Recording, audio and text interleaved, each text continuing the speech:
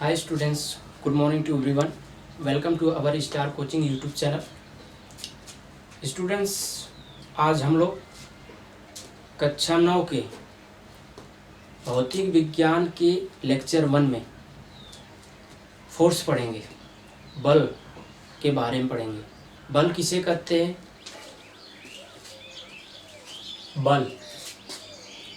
बल फोर्स।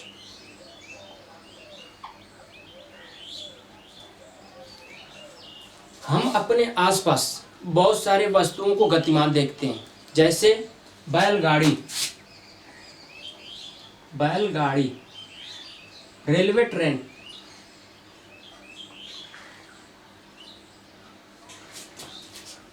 जैसे किसी बैलगाड़ी को खींचने के लिए बैल उसे क्या करता है?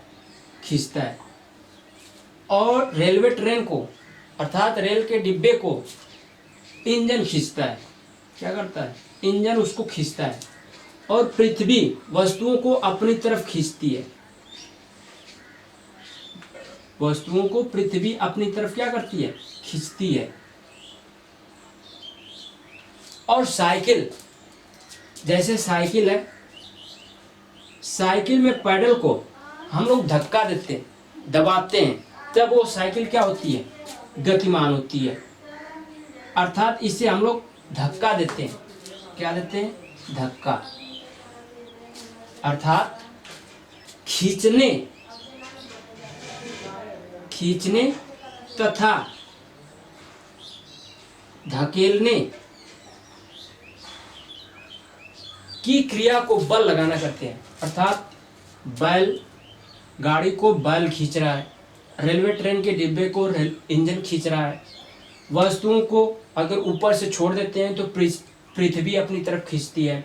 साइकिल की पैडल को हम लोग उसको दबाते हैं या धकेलते हैं तो वो गतिमान होता है, अर्थात उस पर हम लोग धक्का देते हैं। तो खींचने तथा धकेलने की क्रिया को बल लगाना कहते हैं। बल लगाना कहते हैं।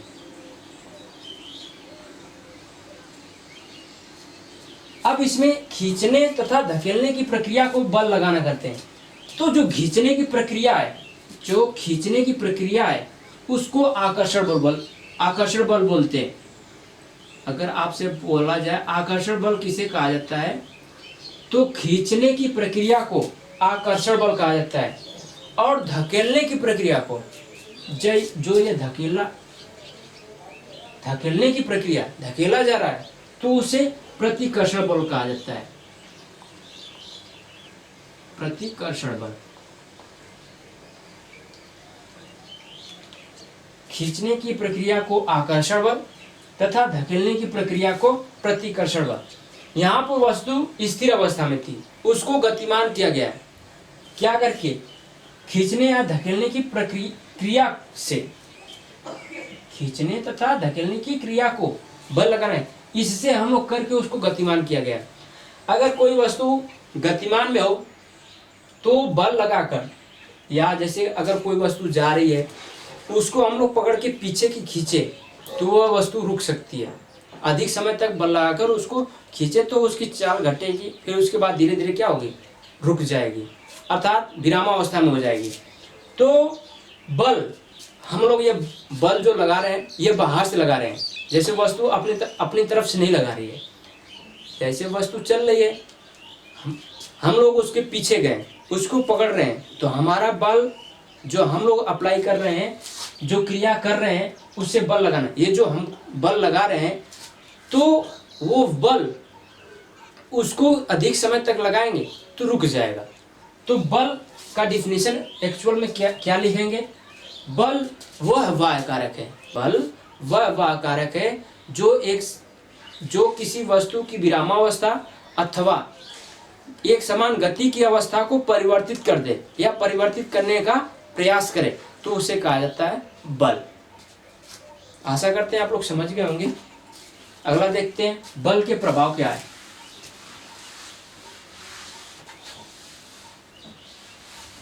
बल के प्रभाव।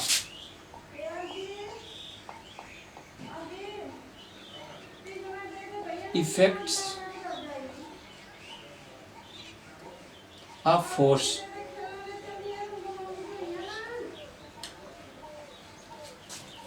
जैसे कोई वस्तु है, उस पे हम लोग बल लगा रहे हैं।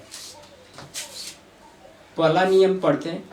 जैसे कोई वस्तु है, इस पे हम लोग बल लगा रहे हैं। बल को हम लोग F से प्रदर्शित करते हैं। तो यहां पर हम लोग बल लगाते हैं, बल F। यह वस्तु स्थिर अवस्था में है, अर्थात विरामावस्था में है।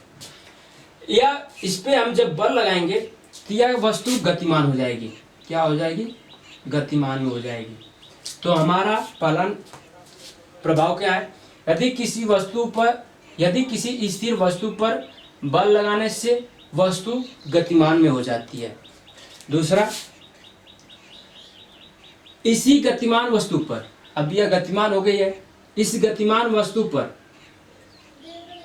जिस दिशा में जा रही है, जिस दिशा में ये जा रही है, इस दिशा में जा रही है, इसी दिशा में हम लोग बल लगा दें, बल लगाते हैं, तो इसकी गति में वृद्धि हो जाती है, गति में वृद्धि हो जाती है। यदि किसी गतिमान वस्तु पर गति की दिशा में जिस दिशा में ये गति कर रहा है, उस दिशा में बल लगाया जाए तो वस्तु की गति में वृद्धि हो जाती है। तीसरा नियम, यदि कोई वस्तु गतिमान है, गतिमान वस्तु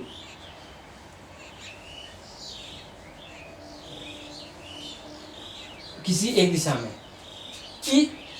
इस दिशा के विपरीत दिशा में बल लगा दिया जाए, इधर से बल लगाते हैं हम लोग। यदि कोई गतिमान वस्तु की गति के दिशा के विपरीत दिशा में बल लगाने पर वस्तु की चाल में कमी होगी, वस्तु की चाल में, गति में कमी, तथा अगर अधिक समय तक लगा दिया जाए, अगर बल अधिक समय तक लगा देते हैं तो बल या वस्तु स्थिर अवस्था में हो जाएगी, स्थिर अवस्था में हो जाएगी। क्या करने पर? अधिक समय तक बल लगाने पर। क्या करने पर? अधिक समय तक बल लगाने पर, अधिक समय तक बल लगाने पर।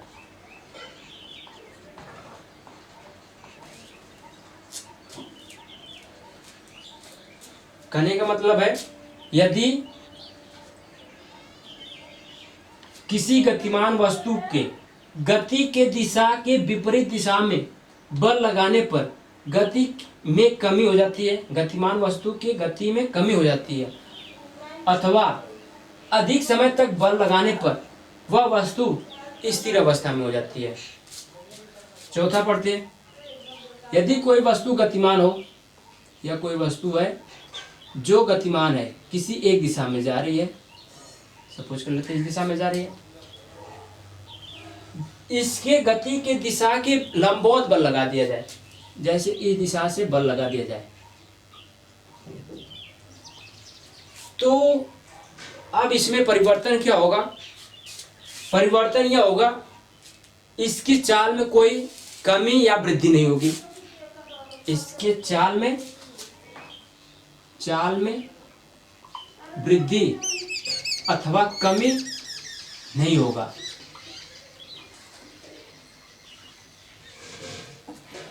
और क्या होगा इसमें?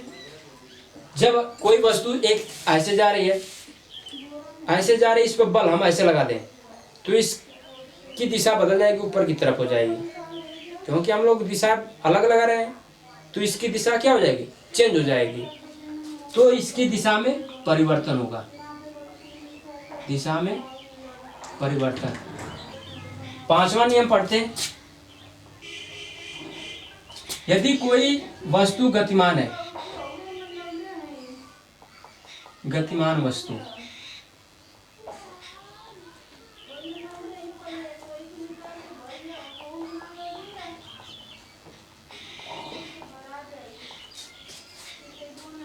इस गति के दिशा के किसी कोण पे, सपोज कर लेते हैं इस कोण पे हम बल लगाते हैं, बल लगा रहे हैं, या थीटा मान लेते हैं, या कोई कोण है, क्या है, कोण थीटा, जैसे 10 अंश, 20 अंश, 30 अंश, 60 अंश, इस दिशा पर मतलब इस कोण पे हम बल लगाते हैं, तो इसकी चाल में कमी अथवा वृद्धि होगी, अर्थात इसकी चाल में परिवर्तन होगा, अर्थात चाल परिवर्तित होगा। और क्या होगा, जैसे यहां पर दिशा में परिवर्तन हुआ, वैसे इसमें भी क्या होगा, दिशा में परिवर्तन होगा, दिशा में परिवर्तन। संतुलित बल और असंतुलित बल।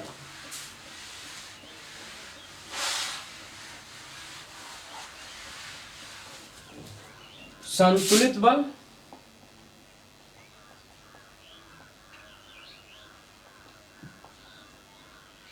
और असंतुलित बल।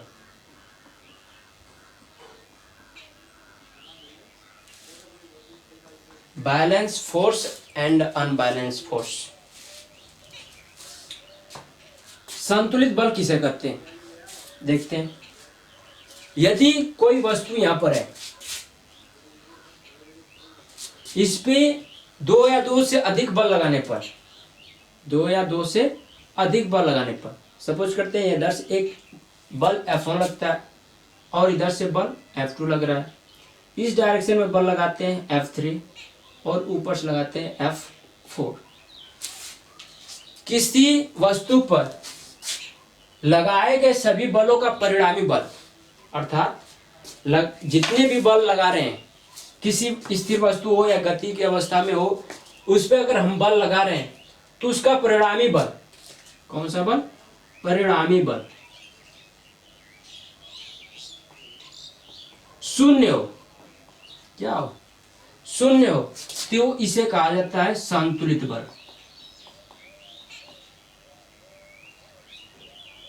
संतुलित बल, जैसे किसी वस्तु है, उस पे हम लोग बल लगा रहे हैं 2 या 2 से अधिक, तो इन सभी बलों का परिणामी बल शून्य हो, अर्थात कोई काम न हो।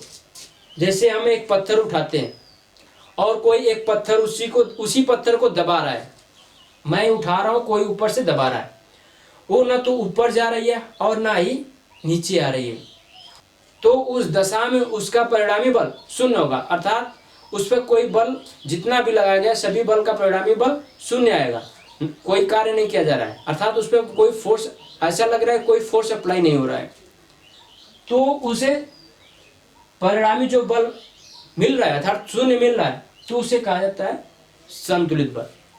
अगर उसमें से किसी एक बैलेंस यानी कोई एक फोर्स अधिक हो, कोई मतलब नीचे से उठाने वाला फोर्स अधिक हो, ऊपर से दबाने वाला फोर्स का मान कम हो, तो उस समय वस्तु धीरे धीरे ऊपर की ओर उठेगी, तो इस समय उस पर कोई कार्य हो रहा है, अर्थात उसका कोई परिणाम मिल रहा है, ऐसा नहीं हो रहा है कि उस पर काम नहीं हो रहा है, ऐसा उस पर महसूस हो रहा है कुछ काम हो रहा है, तो अर्थात कुछ परिणाम मिल रहा है, तो वह शून्य नहीं है, अर्थात 2 या 2 से अधिक लगाए गए सभी बलों का परिणामी बल शून्य न हो, तो उसे कहा जाता है असंतुलित बल। जैसे यहाँ पर कोई एक वस्तु है, इस पर एक फोर्स F1 लगाते हैं, दूसरा फोर्स F2 लगाते हैं, F1 ग्रेटर देन F2, तो वस्तु क्या होगी, गति करेगी, गति की अवस्था में हो जाएगी। अगर विरामावस्था में है तो, अगर कोई वस्तु विरामावस्था में है तो वो गति की अवस्था में हो जाएगी।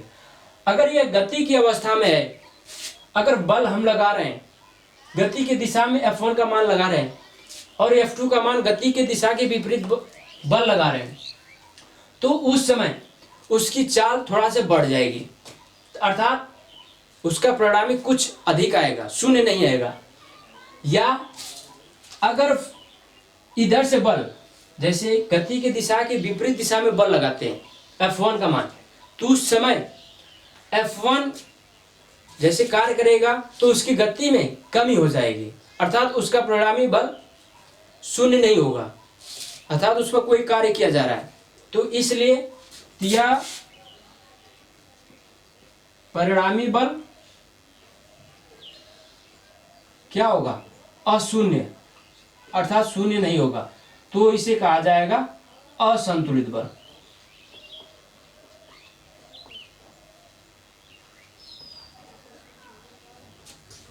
अब संतुलित बल तथा असंतुलित बल के प्रभाव देखते हैं क्या है। तो पहला है संतुलित बल के प्रभाव। पहला पढ़ेंगे संतुलित बल के प्रभाव।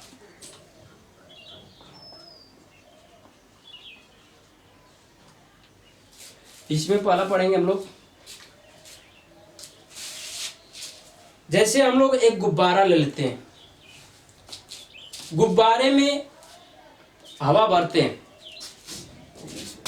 जैसे एक गुब्बारा है, इसमें हम हवा भरते हैं,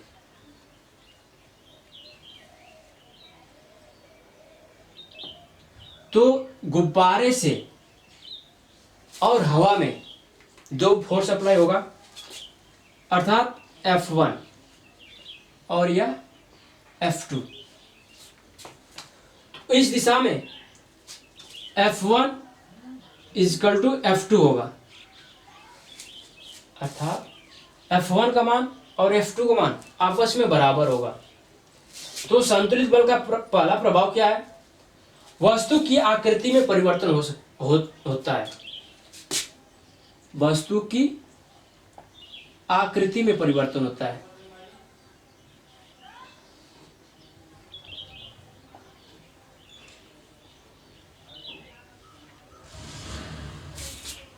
जैसे गुब्बारा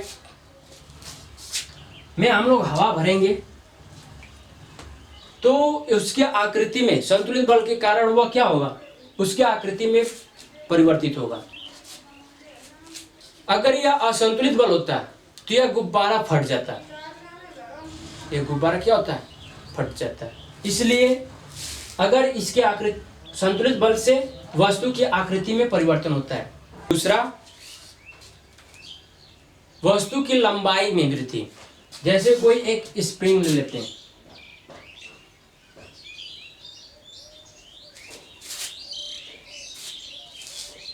एक बल इधर लगाते हैं, दूसरा बल इस डायरेक्शन में लगाते हैं। अगर इसको फैलाना हो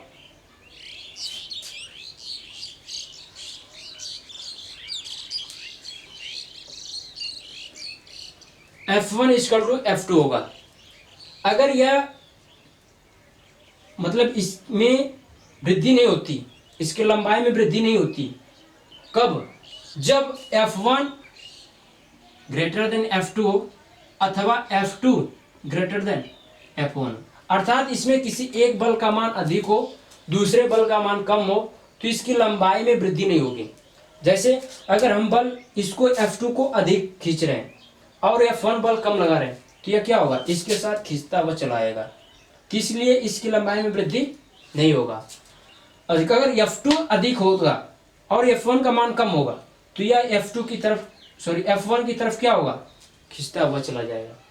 अगर F1 इक्वल टू F2 हो, जब दोनों आपस में बराबर हो, तो इसकी लंबाई में क्या होगी, वृद्धि होगी। तो लंबाई में परिवर्तन, लंबाई में परिवर्तन। दूसरा क्या होता है, संतुलित बल के कारण किसी वस्तु की लंबाई में परिवर्तन होता है। तीसरा, किसी बिंदु के परितः वस्तु का घूर्णन। अगर कोई वस्तु हो, अगर यहां पर इसकी कील हो और यह वस्तु हो, अगर एक बल F1 इस साइड में लगाया जाए और F1 बल इस डायरेक्शन में लगाते हैं और F2 बल इस डायरेक्शन में लगाते हैं, तो इस दशा में वस्तु का घूर्णन होता है। अर्थात अगर F1 का मान अधिक हो और F2 का मान कम हो, अगर कोई बच्चा यहाँ पर लगा रहा हो एक बल F1 और दूसरा कोई बच्चा इस F2 के जगह पर बल लगा रहा हो, अगर F1 का मान, जो F1 का बच्चा है, अगर वो बल अधिक लगा दे तो F2 वाला जो बच्चा होगा अचानक में झटका लगने से क्या होगा, गिर जाएगा। इस दशा में वस्तु का मतलब ये जो वस्तु है इसका घूर्णन नहीं हो पाएगा। तो इस दशा में अगर F1 का मान F2 के मान के बराबर होगा तो उस दिशा में वस्तु का घूर्णन होगा। अगला हम लोग पढ़ते हैं असंतुलित बल के प्रभाव।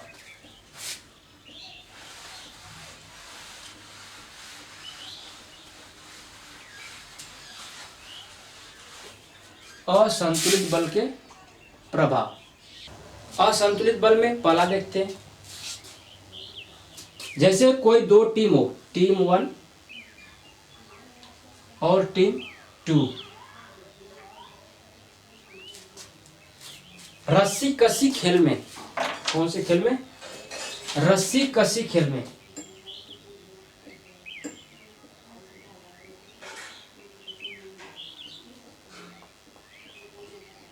जब दो टीम किसी एक रस्सी को अपनी तरफ खींचते हैं तो वह खेल रस्सी कसी खेल होता है।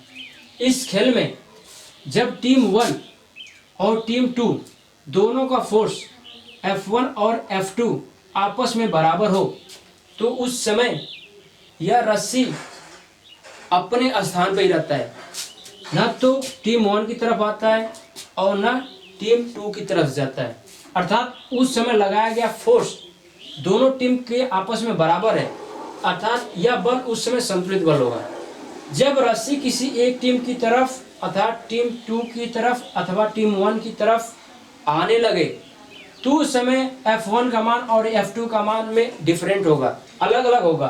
तो उस समय यह बल जो लगाया गया बल है असंतुलित होगा, उनका कोई परिणाम ही होगा। अर्थात परिणाम क्या आएगा, या तो टीम 1 जीत गया या तो टीम 2 जीत गया। तो इसलिए इसका परिणामी बल मतलब कुछ परिणाम आया किसी एक का जिताने का और किसी एक को हराने का, तो यह बल हारने और जीतने पर लगाने वाला जो बल लगा है वह बल होगा असंतुलित बल। दूसरा देखते हैं, जैसे कोई टेबल है, इस टेबल पे कोई एक पत्थर रखा गया है, क्या है, पत्थर है। इस पत्थर को खींचने में अगर इधर से फोर्स अप्लाई किया जाए, खींचा जा रहा है, तो उस समय इसकी स्थिति में क्या होगा, ये जो पत्थर है, पत्थर और जो टेबल है, इन दोनों के बीच एक बल कार्य करता है, उसका नाम है घर्षण बल, फ्रिक्शन फोर्स, फ्रिक्शन फोर्स। यह बल कार्य करता है। जब यह बल लगाया गया बल, खींचने वाला लगाया गया बल घर्षण बल से कम होगा तो यह वस्तु उसी स्थिति में रुका रहेगा। अगर लगाया गया बल का मान घर्षण बल से अधिक हो तो उस समय यह वस्तु एक स्थान से दूसरे स्थान तक चली जाती है, तो उस समय यह बल असंतुलित होगा, अर्थात कुछ परिणाम हमें प्राप्त होगा। यहाँ से मतलब एक स्थान से दूसरे स्थान तक आने का हमें परिणाम प्राप्त हुआ है, अतः यह लगाया गया बल इस दशा में असंतुलित होगा। अगला हम लोग पढ़ते हैं जड़त्व, इनर्शिया। देखते हैं जड़त्व, इनर्शिया।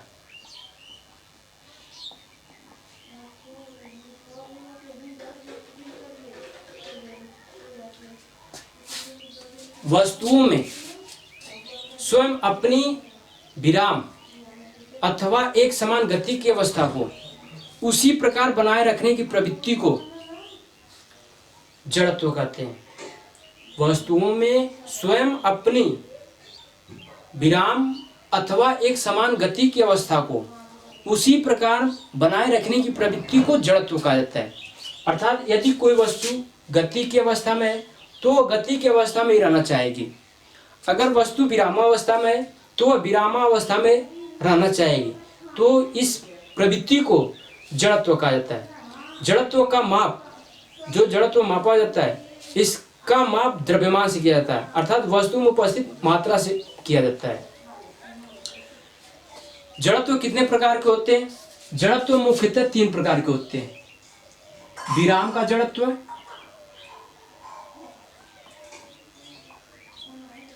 गति का जड़त्व और दिशा का जड़त्व।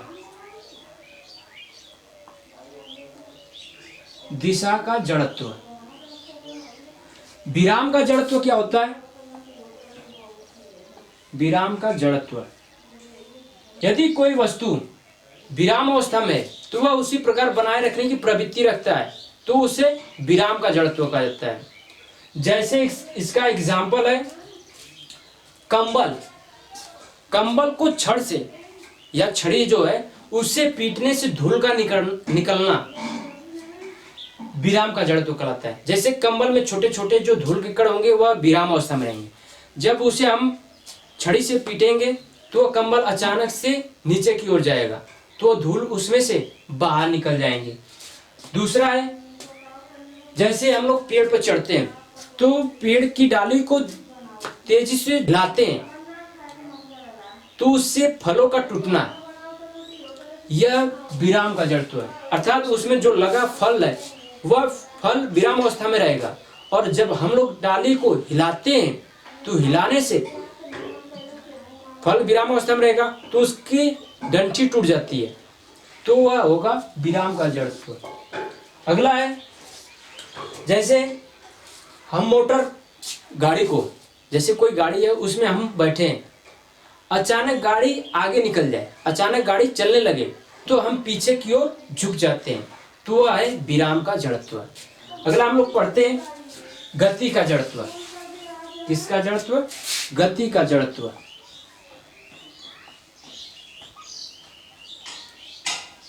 यदि कोई वस्तु गति की अवस्था में है तो वह अपने उसी प्रकार गति की अवस्था को बनाए रखने की प्रवृत्ति गति का जड़त्व कहलाता है। यदि कोई वस्तु गति अवस्था में है तो वह उसी प्रकार बनाए रखने की प्रवृत्ति गति का जड़त्व कहलाता है। जैसे गाड़ी में हम लोग बैठे हैं और गाड़ी चल रही है, गतिमान है, अचानक ब्रेक लगाने पर यात्री आगे की ओर झुक जाता है, तो वह होगा गति का जड़त्व। तीसरा पढ़ते हैं दिशा का जड़त्व।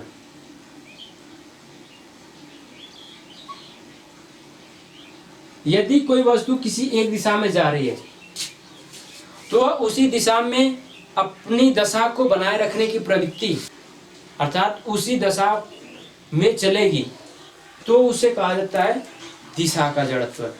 जैसे अगर कोई गाड़ी सीधे चल रही है, अचानक मोड़ पर घूम जाए, तो यात्री जिस दिशा में बस या कोई गाड़ी हो, जिस दिशा में घूम रही, उसकी दिशा की विपरीत दिशा में यात्री मुड़ जाते हैं, यह होता है उसका गति का जड़त्व। या चाकू या छुरे जो धार लगाते हैं, चाकू या छुरे पर जो हम लोग धार लगाते हैं, तो धार लगाते समय जो उसमें से चिंगारी जैसे निकलती है, उसका दिशा का जड़त्व होता है। अर्थात जिस दिशा में वो निकलती है वो उसी दिशा में बनाए रखने की प्रवृत्ति रखता है, तो वह होगा दिशा का जड़त्व। तो इस चैप्टर में आज के लिए बस इतना ही।